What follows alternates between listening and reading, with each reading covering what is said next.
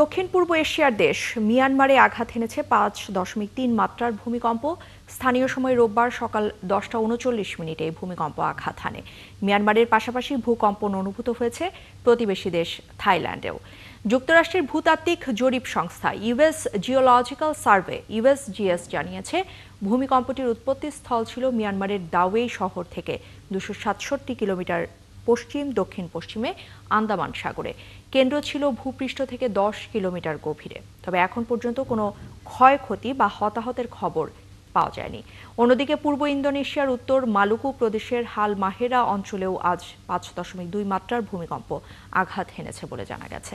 এক বিবৃতিতে ইন্দোনেশিয়ার আবহাওয়া, জলবায়ু এবং ভূপদার্থবিদ্যা সংস্থা জানিয়েছে, ভূমিকম্পটি ভূপৃষ্ঠ থেকে 10 কিলোমিটার গভীরে হয়েছিল। তবে এখনো পর্যন্ত কোনো ক্ষয়ক্ষতি বা হতাহতের খবর সেখানে পাওয়া যায়নি। আর বিশেষজ্ঞরা যেটা বলছেন যে শুক্রবার বাংলাদেশ জুড়ে যে 5.7 মাত্রার কম্পন অনুভূত হয়েছিল, তার পরবর্তী কম্পন বা আফটার শকই আজকের কম্পনের কারণ হতে পারে।